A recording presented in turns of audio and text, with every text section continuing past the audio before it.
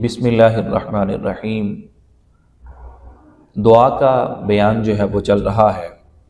حضرت ابو امامہ رضی اللہ تعالیٰ عنہ سے مروی ہے، حضور نبی رحمت صلی اللہ تعالیٰ علیہ وآلہ وسلم نے فرمایا کہ دو وقت ایسے ہیں کہ اس میں کبھی بھی دعا جو ہے وہ رد نہیں ہوتی، وہ اللہ کے ہاں قبول ہی قبول ہوتی ہے۔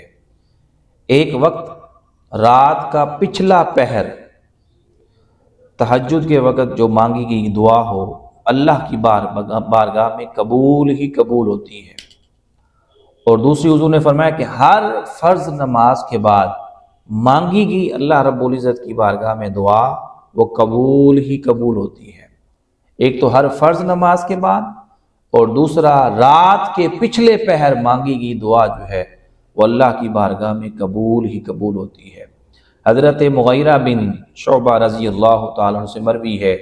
اس حدیث کو امام بخاری نے اپنی کتاب بخاری شریف میں اور امام مسلم نے صحیح مسلم میں جو ہے وہ روایت کیا ہے کہ حضور نبی رحمت صلی اللہ تعالیٰ علیہ وآلہ وسلم جب بھی فرض نماز سے فارغ ہوتے تو ان کلمات کو جو ہے وہ دہراتے: لا الہ الا اللہ وحدہ لا شریک لہ لہ الملک ولہ الحمد وہو علی کل شیء قدیر۔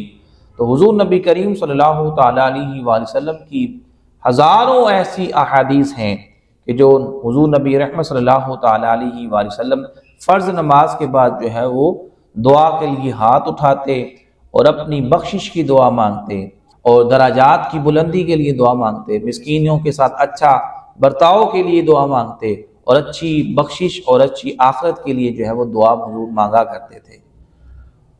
تو حضور نبی رحمت صلی اللہ تعالیٰ علیہ وآلہ وسلم کے پیارے صحابی حضرت معاذ بن جبل رضی اللہ تعالیٰ عنہ سے مروی ہے، حضور نبی رحمت صلی اللہ تعالیٰ علیہ وآلہ وسلم نے ایک دن ان سے فرمایا کہ اے معاذ بن جبل، میں تم سے محبت کرتا ہوں۔ جب اتنا سنا تو حضرت معاذ بن جبل رضی اللہ تعالیٰ عنہ مسکرائے اور عرض کی: یا رسول اللہ صلی اللہ تعالیٰ علیہ وسلم، میرے ماں باپ آپ پر قربان ہوں، میں بھی آپ سے محبت کرتا ہوں۔ تو حضور نے فرمایا: اے معاذ بن جبل، میں تمہیں ایک ایسا عمل نہ بتا دوں کہ ہر فرض نماز کے بعد یہ دعا مانگنا کبھی نہ چھوڑنا۔ وہ دعا کیا ہے کہ اللہم اعنی علی ذکرک و شکرک و حسن عبادتک، کہ اے باری تعالیٰ، میں اپنے ذکر، شکر اور اچھی طرح عبادت کی ادائیگی میں تیری مدد چاہتا ہوں۔ اے اللہ، تو میری مدد فرما اپنے ذکر کے ساتھ، اپنے شکر کے ساتھ اور اپنی عبادت کی ادائیگی کے ساتھ تو میری مدد و نصرت فرما۔ دوستان محترم، یہ دعائیں ہیں جو بندے کو سیدھے راہ پہ جو ہے وہ لے چلتی ہیں۔ صحابی رسول آئے، فجر کی نماز کا وقت تھا، وہ فرض نماز ادا کیے، سلام پھیرا اور چپکے سے اٹھ کے چلے گئے۔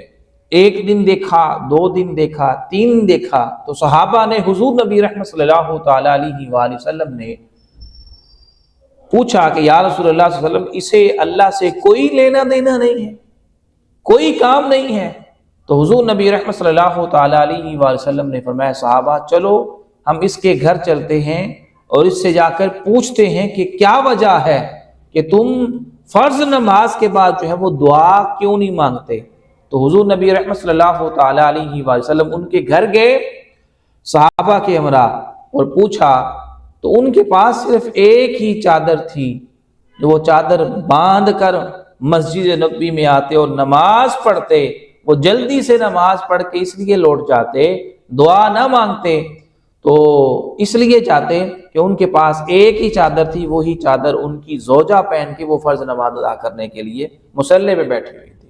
تو جب یہ عرض کی تو حضور نے فرمایا یہ بھی بہتر ہے، لیکن دعا جو ہے وہ عبادت کا مغز ہے، الدعاء مخ العبادہ، کہ دعا ہر عبادت کا جو ہے وہ مغز ہے، جوہر ہے۔